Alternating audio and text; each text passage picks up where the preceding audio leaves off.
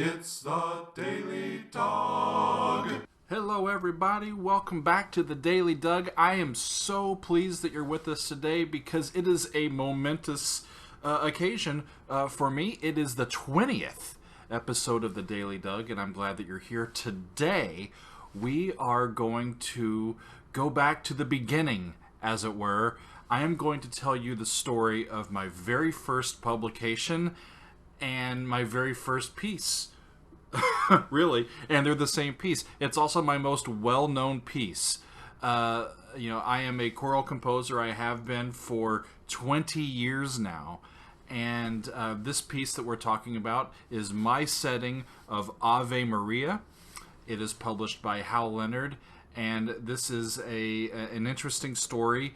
I'm going to watch it and give some commentary on it with you as we go. But first, I want to introduce the piece itself. It's an unaccompanied piece that's about 3.5 to 4 minutes, depending on tempo.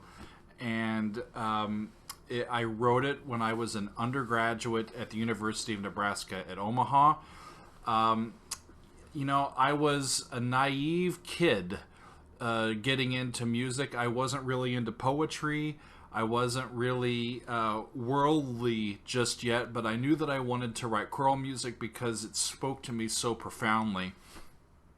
And we had done a setting of Ave Maria by Schubert that I loved, and I thought, I need a piece, or I need a text that is in the public domain, that's free to use, that's relatively short, that I can just practice writing choral music.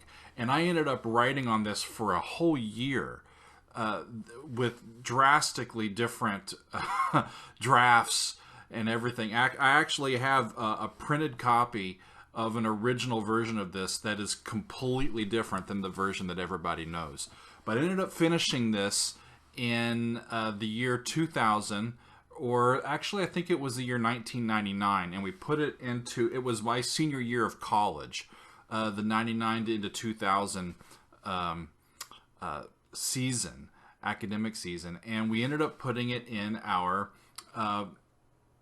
repertoire, our concert choir repertoire. The director was Z. Randall Stroop, and he was a wonderful, wonderful person to have as a mentor and as a choir director at college. It was at the University of Nebraska at Omaha, and that culminating May, when we were supposed to be graduating from college, the concert choir ended up taking a tour to Europe, and we ended up going to Germany and then all the way into the eastern part of Europe. We went through the Czech Republic, we went through Hungary and Romania and Moldova. And as the story goes, our very last concert of that season, or of that tour, I should say, was at a church in Romania. We were in Budapest, Romania, and we were dog tired, and it was the end of a long trip. We were going to be flying back the next morning, and we had the opportunity to do a public concert at a gorgeous historic church there in town, and we were going to be directly following a Catholic Mass that was happening on a Saturday early evening. And to our delight, most of the people that were there for the service stayed and heard our concert. And we ended up doing the concert, and it went very well, as I recall. But when we did my piece, we ended up spreading ourselves out in the cathedral, so we were very much spaced apart.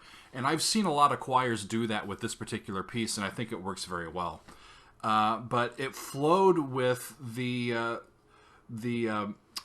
program, and Dr. Stroop did not recognize me in the choir as having written the piece. We just flowed into a different piece, and we went on with the program.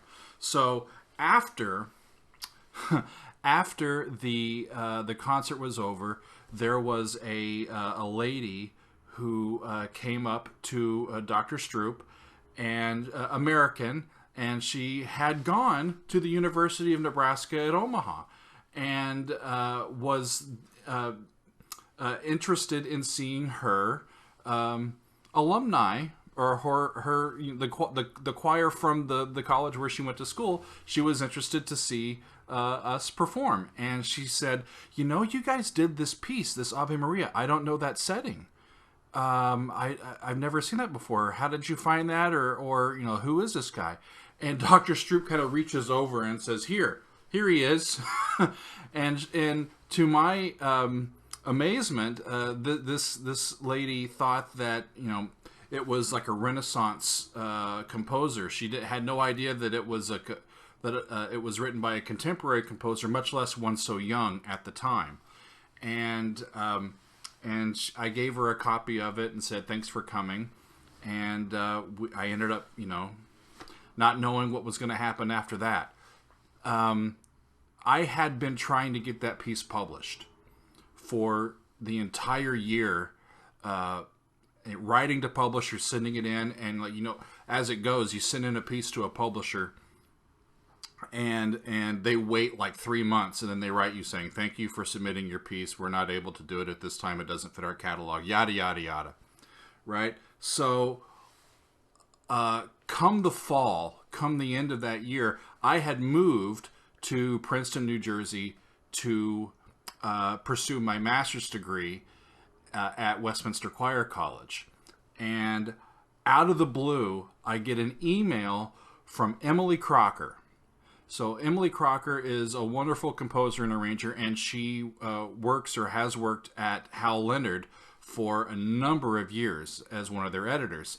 And she said, one of my really good friends, Dr. Sharon Hansen, the director of choirs at the University of Wisconsin at Milwaukee, gave me this piece of yours. Turns out, the lady that came to our concert was Dr. Sharon Hansen, who worked in the same town where Hal Leonard has their operation base. And she's good friends with Emily, so she had shared my piece with Emily and told her that it was a good piece. So I get this 21, 22-year-old kid who's never been published before. I get an email from Emily at Hal Leonard, and they say, we'd like to publish your piece. And I said, yes, please. That would be very lovely. So by the time the next spring, when the new catalog comes out, I get the catalog, and there's my piece. It's listed right there. And lo and behold, it's listed on the same page or on the adjacent page as all of Moses Hogan's great spiritual arrangements. So like every choral director in the country got the Hal Leonard catalog, and they were all turning to see what Moses Hogan was writing and publishing, and because his music was very big at that time. And rightfully so. And out of the box, my piece was well received, and it sold over 10,000 copies, and it's gone on to be my most well-known piece, and ended up being my very first one. If only I could recreate that. But I wanted to watch this with you and share it with you, and kind of because I haven't gone back and really heard or watched this piece in a long time. So I'm going to put my headphones on, and we're going to take a look at this. I had the great fortune of having the Cantorai of Kansas City, led by Chris Muntz, record this for their recording called To Bethlehem. And so this is their audio recording, and it is set to the sheet music. So you'll see the sheet music going along. And let's take a peek and see how it goes. Let's see if I do that and do that. Okay, here we go.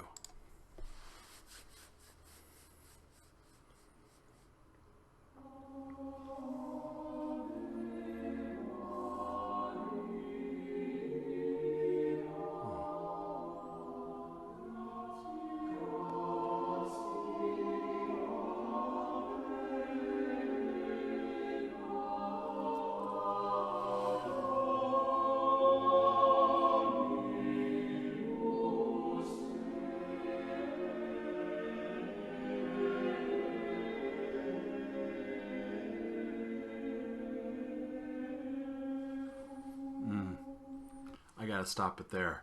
You know, they're such a good choir. They're a small choir, a chamber choir. Very, very well sung. You know, if I was only known for those 8 measures, I could live with that. I do this quite often. I like to play with textures in my choral music, where we start like with an individual or a solo point, and it kind of goes out and then ends up coming back in.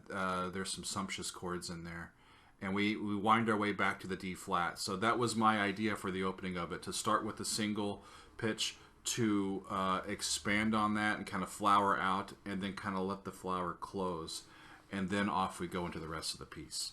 Here we go.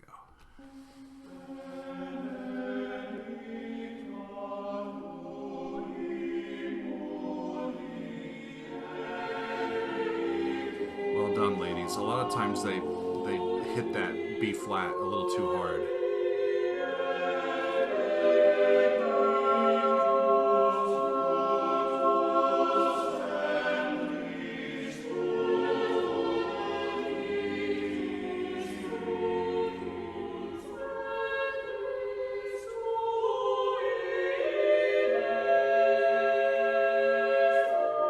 I like it when conductors take extra time on that first beat too.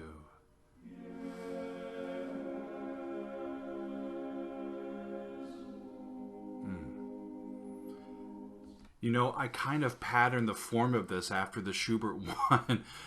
That's, you know, if you've ever heard the Schubert setting, there when he gets to these Jesus part of the text, he takes time to repeat it and have these nice towering chords. So I'm not taking inspiration in terms of tonal or harmonic, but just in the way that it's set and the form of it. And so this then becomes the barbershop portion of the piece. I'm a low bass when it comes to choir, so I love writing these parts where the guys get to show off a little bit.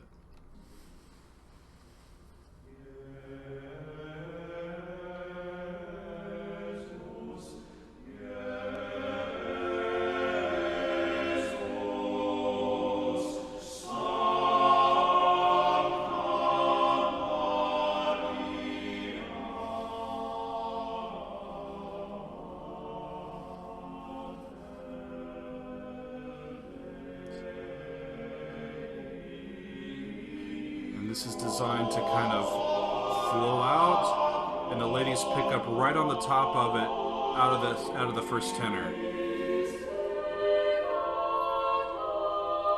And then we pop the clutch and let them really sing out.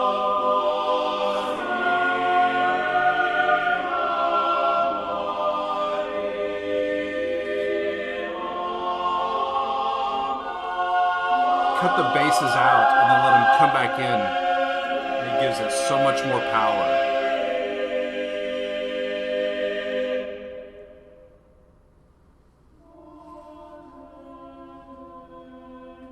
Could take more time there. So we end on the 4 chord, and that gives us a spot to really kind of start this amen section. Starting with the basses and building up. Basses and tenors. Add the altos.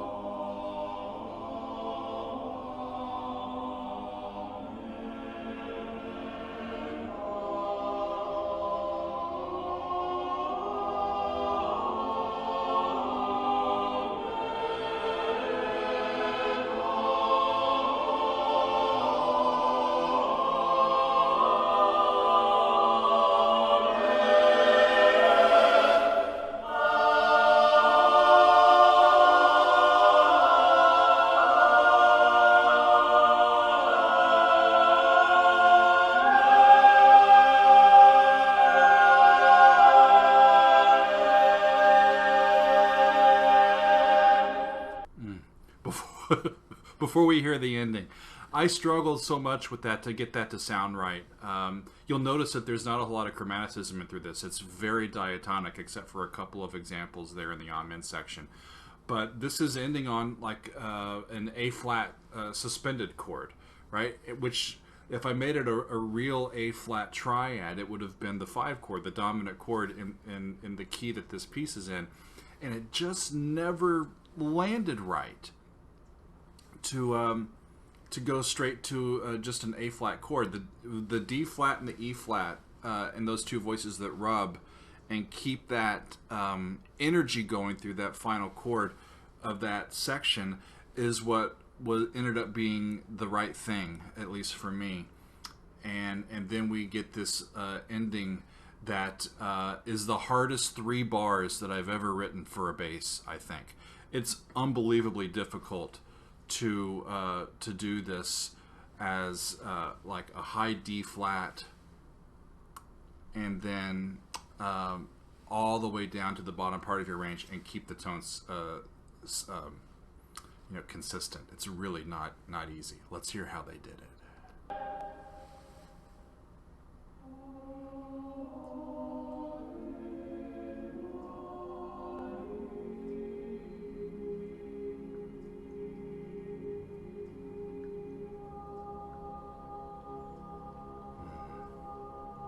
Beautiful.